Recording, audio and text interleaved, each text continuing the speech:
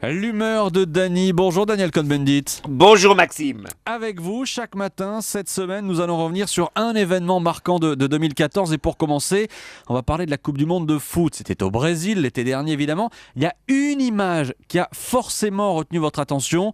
Ce sont les larmes des joueurs brésiliens totalement déconfits. Oh oui, oh oui, oh oui. Dure leçon pour les Brésiliens.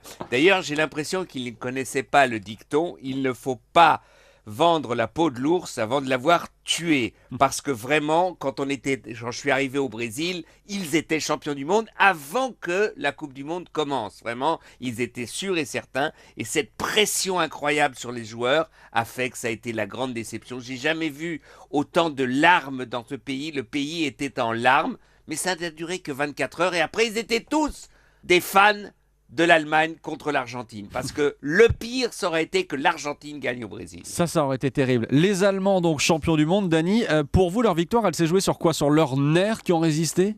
C'est un peu un tout. Là, d'abord, il y a l'organisation de jeu des Allemands qui a très bien marché. Une équipe de combattants physiquement top. Et puis, un grand joueur. Je crois que c'était le joueur de la Coupe du Monde. C'était le goal de l'équipe d'Allemagne, Neuer, qui a réinventé, en fait, cette façon de jouer d'un goal. Il était libéraux et goal en même temps. Personne n'oubliera son match contre l'Algérie, qui a fait un grand match contre l'Allemagne en quart de finale, il faut le dire. Eh bien, ce goal, Neuer mérite le ballon d'or. Et c'est grâce à lui, je crois, qu'à la fin, l'équipe d'Allemagne est devenue championne du monde. On verra s'il obtient le ballon d'or. Dany, on va essayer de se projeter un peu vers l'avenir, vers 2015 et même après. Et là, j'ai envie de vous parler de l'équipe de France. Est-ce que les Bleus, d'après vous, qui connaissez parfaitement le foot, est-ce que les Bleus sont sur la bonne pente? Oui, ils m'ont surpris. Je l'avoue, franchement, je n'attendais pas tant. Je sais qu'ils se sont qualifiés difficilement. Et puis là-bas, ils ont retrouvé un jeu. On a retrouvé une équipe de France qui faisait plaisir.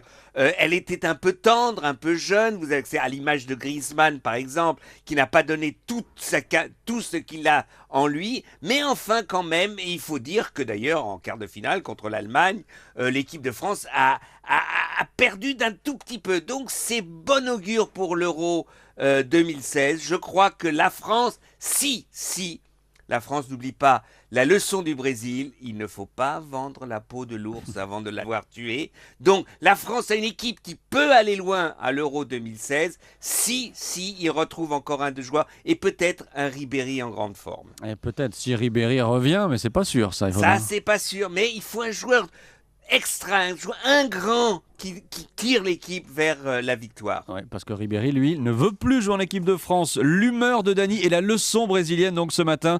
Dany, on vous retrouve évidemment tous les jours de la semaine à 8h-5. À demain. À demain, Maxime.